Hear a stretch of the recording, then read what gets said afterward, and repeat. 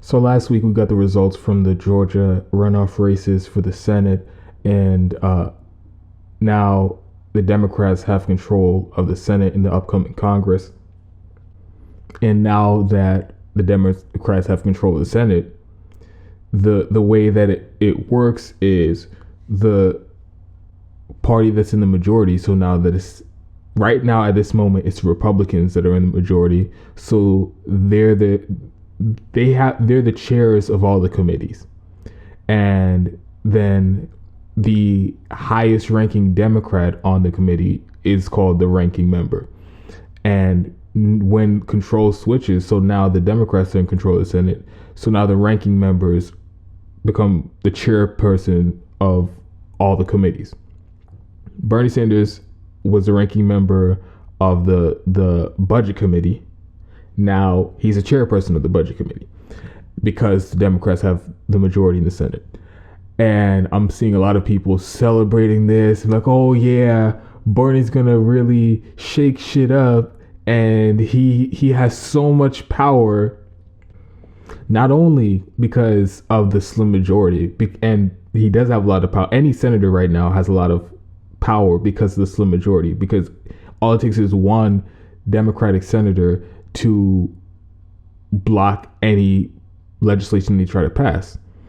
And on top of that, Bernie has even more power because he's the chair of the budget committee. And in order to pass really anything through the Senate, because the Republicans are just going to filibuster everything, unless they get rid of the filibuster, which they're not going to do.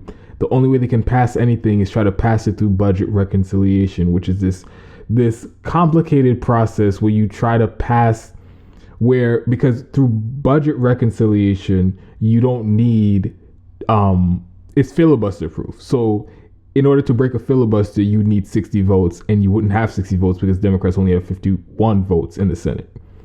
So when you do something through budget reconciliation, you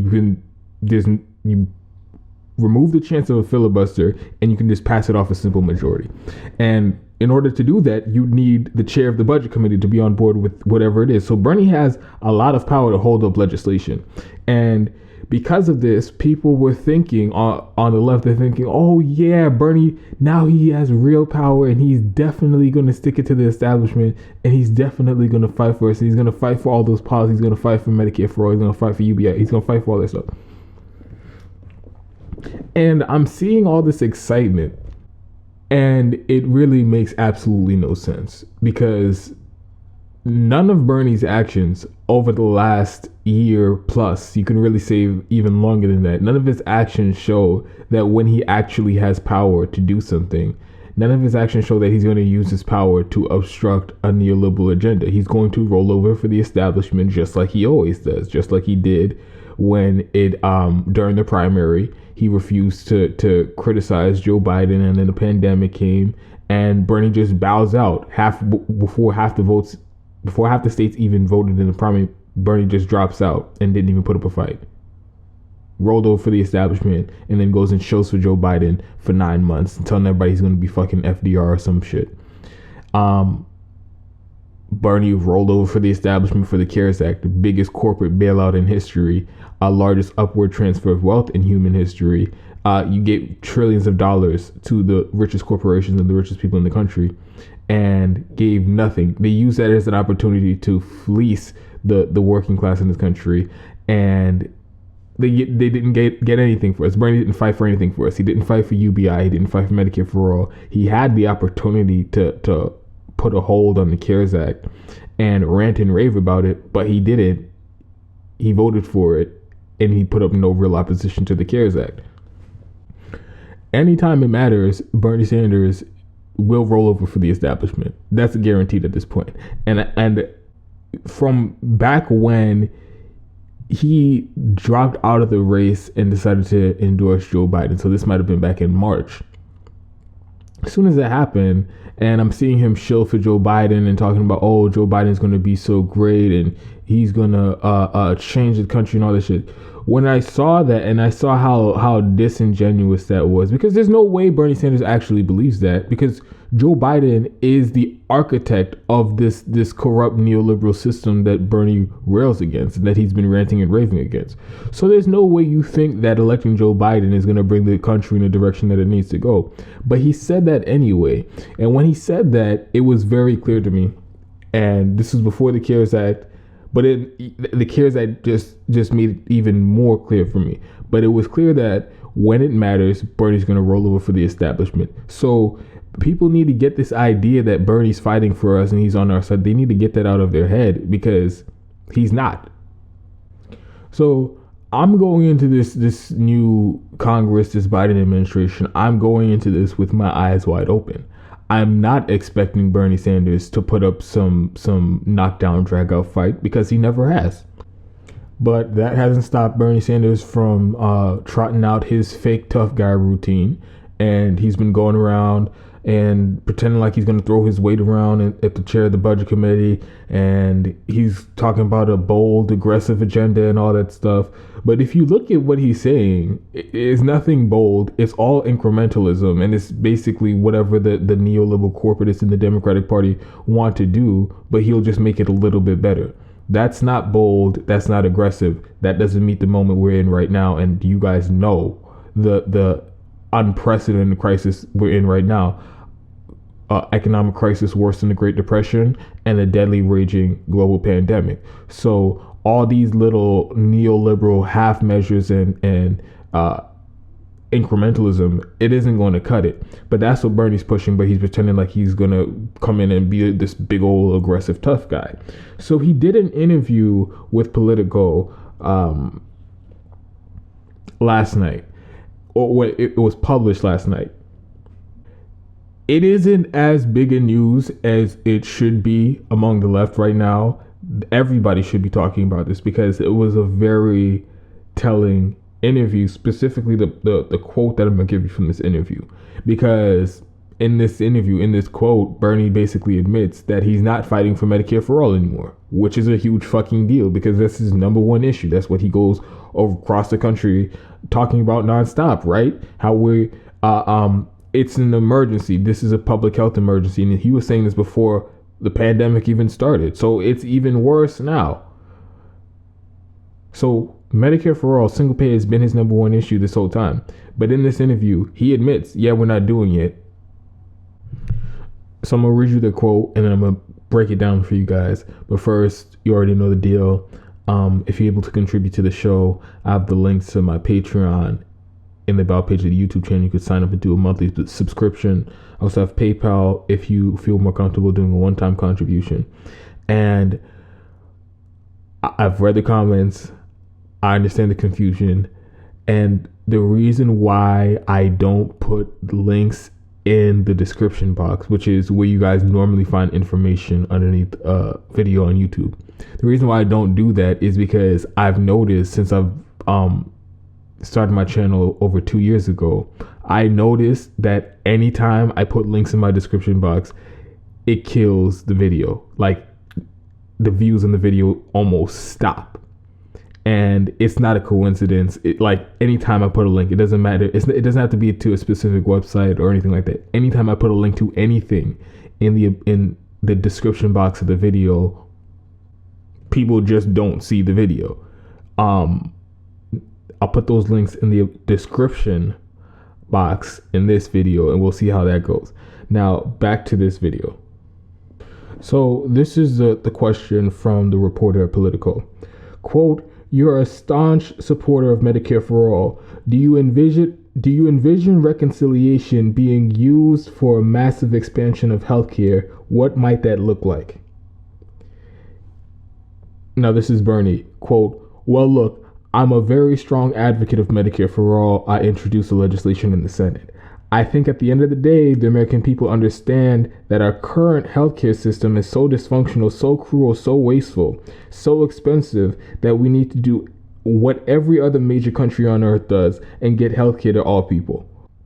Now, this next line just contradicts everything he says before.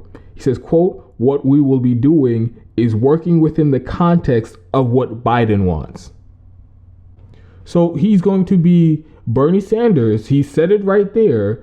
His vision, what he's working towards when it comes to healthcare, it is not Medicare for all. Don't get it twisted. He said he's working in the context of what Biden wants. If you have been following politics for the last year, even longer than that, you know Biden does not support single payer. He does not. In the middle of in the height of this pandemic, when we were in lockdowns, Joe Biden was going around telling people, I will veto Medicare for all if it passes Congress and if it got to my desk.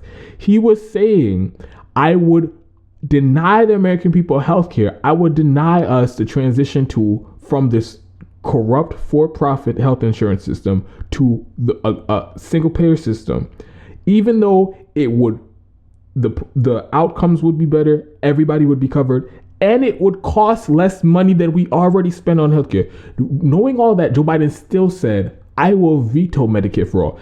And it's not a coincidence that he's taken hundreds of millions of dollars, and the Democratic Party has taken hundreds of millions of dollars from private health insurance companies, from Big Pharma. Those are the people who have a financial conflict of interest. They have a financial reason to be against Medicare for all.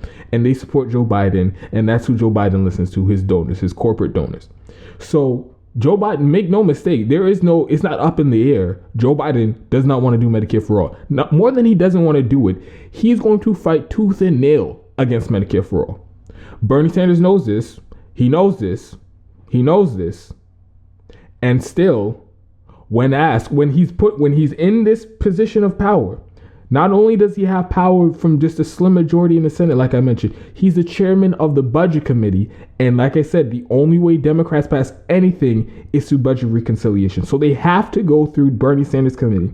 He has all the power. He can make whatever demands he wants to the Democratic Party, and he can hold up anything until those demands are met. And that includes Medicare for all. If Bernie Sanders was fighting for Medicare for all, he would have said it.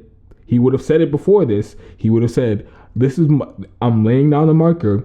It's unacceptable that the Democratic Party controls the House, the Senate, and the White House, and nobody's going to fight for Medicare for all. So I'm going to fight for Medicare for all. He could do that if he wants. He's the chair of the Budget Committee. He could put that into any legislation that's going to pass, that needs to pass. But he won't do it.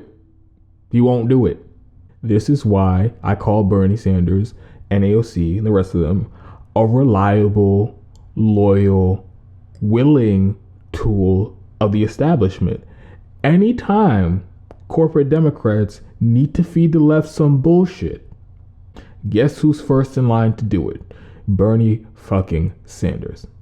When the Democrats nominate Joe Biden, architect of the Iraq War, Wall Street deregulator, tool of the financial industry and Wall Street, defender of the for-profit health insurance companies, defender of Big Pharma, person who wrote the crime bill and responsible for mass incarceration. When the establishment needed to get the left to vote for someone as vile and repulsive as Joe Biden, guess who was first in line to do it? It was Joe Biden it was Bernie Sanders and AOC and the rest of these elected progressives trying to sell us on that bullshit and trying to tell us that Joe Biden was going to be basically FDR. He's going to be the most progressive president of our lifetime. When the establishment needed everybody on board with the CARES Act in the Senate, they needed it to pass swiftly with a quickness. Bernie Sanders didn't hold it up, voted yes, just like every other person in the Senate. Even though it was the worst display of corporatism, the worst corporate bailout in history, fundamentally opposite of everything Bernie Sanders' economic ideology. That's what the CARES Act was. And when the establishment needed Bernie Sanders to vote for it, he did it without question and without any pushback. And then he went and told the left, hey guys, look at all the great stuff we got you. We got you one $1,200 check. One $1,200 check to last you for this unprecedented economic crisis and pandemic. Whoa, and it was mean tested. Aren't you guys so happy? Aren't you so excited? Who was out there trying to sell us that bullshit? They know we weren't buying that bullshit if it was coming from Nancy Pelosi. But guess who got the left to fall in line and not make too much of a scene. It was Bernie Sanders, it was AOC. And here we go. Beginning of the Biden administration, Bernie's making it very clear that he isn't going to miss a beat. They need him to sell us some bullshit about how lowering the eligibility age for Medicare from 65 to 60 is a great thing. He'll do it. And then the other thing that blows my mind is, and it's clear that they're being deceitful here. These elected progressives are being deceitful. Is they've never felt the need to come out and address their base, their supporters, the people who've put them in these positions of power, the people who made them, who brought them to national prominence. They've never felt the need to come out and explain their shift in position. They act like what they're doing now is exactly what everybody got on board with when they were screaming about revolution, political revolution and stuff like that. They act like there's no difference. Bernie Sanders is really acting like it isn't a giant fucking difference to go from ranting and railing about how we need single payer and how that's the only option and incrementalism isn't going to do. It won't meet the moment.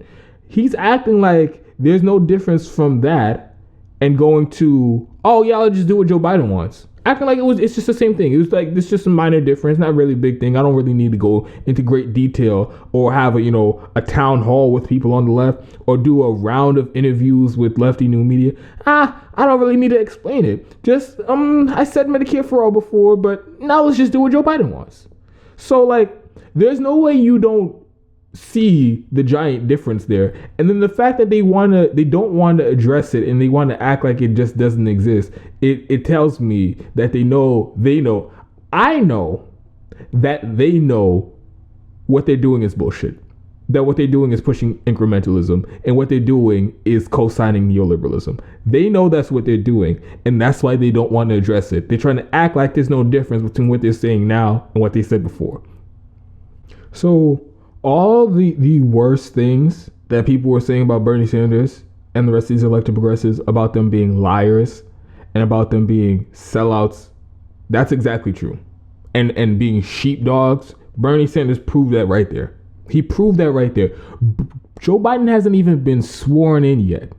And you remember what they were saying, right? When they were trying to shame us and fucking browbeat us and fucking cajole us into voting for Joe Biden. They were telling us, oh, we have to vote for Joe Biden. And trust me, we're going to push him left and we're going to start fighting from day one. And we aren't going to give an inch. We're still going to be fighting for the same policies that we ran on. That's what all these prominent lefties were telling us. All these prominent progressives were telling us. AOC, Bernie Sanders, the rest of the Justice Democrats. They were telling us we have to vote for Joe Biden to push him left. Joe Biden's not even in office yet. He hasn't even been sworn in yet. And what's Bernie Sanders doing? He's saying that he's going on his number one issue, his top issue, single payer. He's saying, no, I'm not fighting for the policy that I've been fighting for, that I've been advocating for. Instead, we're going to do what Joe Biden, we're going to be working in the context of what Joe Biden wants.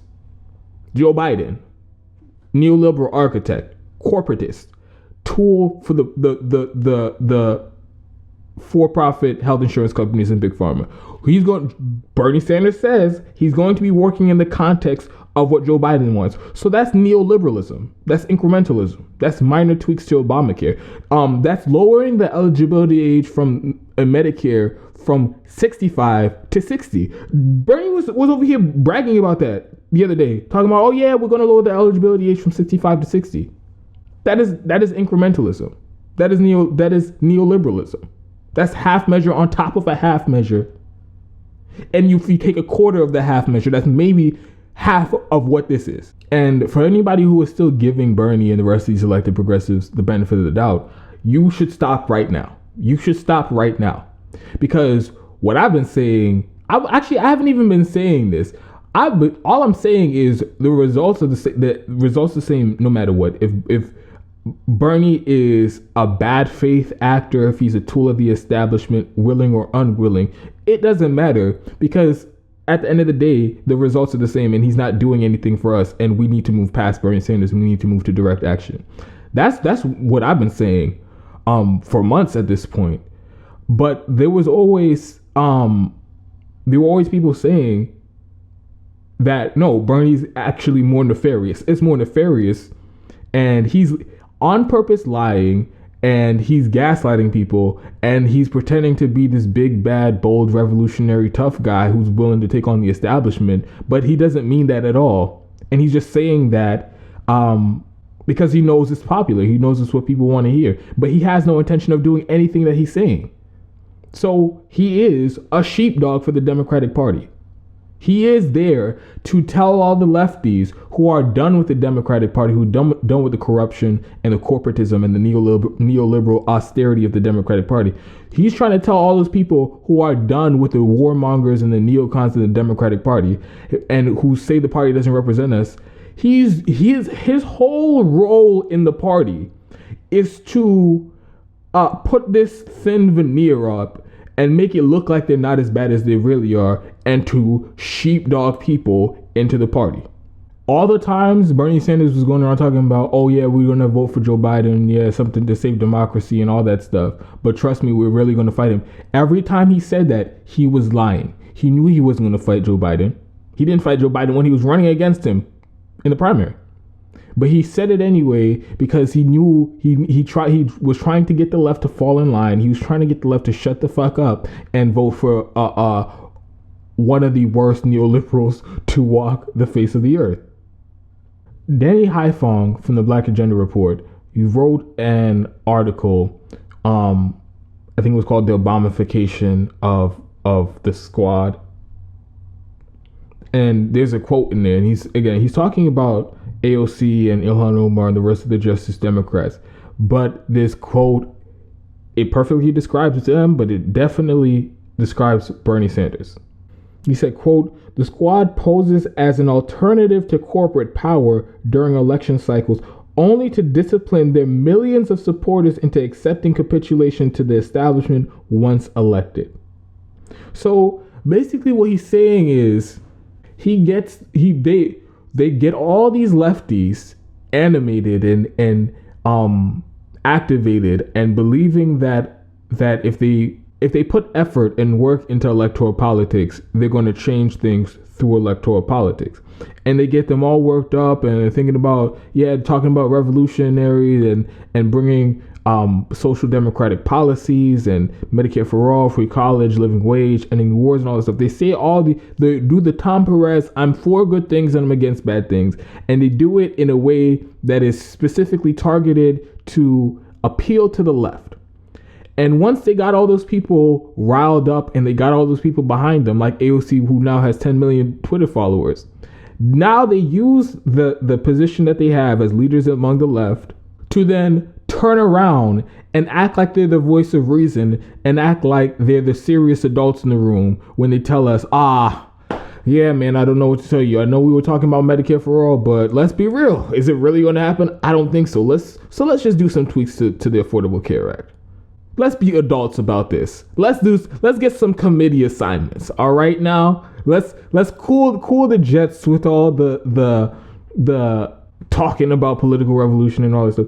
We have to play the long game. We have to accept it. We have to take wins where we can get it. We have to do incrementalism. That's just a realistic path forward. So it's clear that that's the way that's their role in all of this. They're not there to challenge the corporate Democrats, to challenge Democratic leadership. And they were elected for a moment like this, where Democrats have complete control of government. But we know that the entire party is beholden to corporate interests. So we know even though they have complete control of government, they aren't going to work on behalf of the people. So the whole point of Justice Democrats was so that the left had a foot in the door, so that in moments like this, or instead of everybody falling in line and getting behind whatever the agenda of the corporate donors are, somebody will stand up and say, this is crazy, this is corrupt, this is insane, we need Medicare for all, we need UBI, we need policy X, Y, and Z. That was the whole point of the Justice Democrats, to challenge leadership, to replace leadership. and to take over the Democratic Party. That's not what they're doing anymore. They're there to run cover for the corporate Democrats. They're there to play partisan games and blame everything on the Republicans. And they're there to try to kneecap the left movement in this country. And they're there just to make sure that we all fall in line and we don't buck the Democratic Party too much, and that we will reliably go out there and vote for whatever shitty corporate Democrat they try to get us to vote for next time, because all the sheepdogs are going to be telling us we have no choice, like they did with Joe Biden. The AOC, Bernie Sanders, it doesn't matter who the next corporate Democrat is. It could be Joe Biden running again. It could be Kamala Harris. Whatever it is, they'll always tell you have to vote for the corporate Democrats. That's their role in the Democratic Party. So this is stunning. And anybody still trying to argue with me that Bernie isn't a sellout, you just aren't paying attention. Because I don't know how all the other stuff that I've rant and rail about repeatedly, never ending on the show, put that all aside, which you shouldn't. All that should just add up to your final opinion. But just the fact that he's in this immense position of power, he can fight for Medicare for all if he wants. He can fight for UBI if he wants. But he's not going to do it because he doesn't want to buck Joe Biden. He's going to be a loyal soldier, and he's going to fall in line with what Democratic leadership wants. So he's not a fighter. He's not fighting for you. If he was fighting for you, he'd say fuck Joe Biden and fuck what Joe Biden thinks and fuck what Nancy Pelosi and Chuck Schumer thinks. I know Medicare for all is right. I know people are dying. I know people are going bankrupt. So I'm going to fight for that regardless. And if I lose, I lose. But it's going to be a knockdown, drag out fight. And I'm going to use all the power I have. I'm going to lay it all on the line. I'm going to risk it all. I could lose this committee seat. I could lose my chairman position. I could be run out of the Senate. I could lose my reelection. Right now, it's such a do or die moment. I'm willing to risk it all. Bernie Sanders not doing that. He's rolling over. Actually, he's worse than rolling over. He says he's not even going to fight. He's just going to do what Joe Biden tells him to do. So he's a willing and loyal, reliable tool for the establishment. That is what you cannot be doing both. You cannot be a tool of the establishment and be leading a left revolution, a political revolution in this country. That does not work. Those things are incompatible. So Bernie made his bed. He chose his side, and he's not fighting for us. So everybody just needs to get that straight.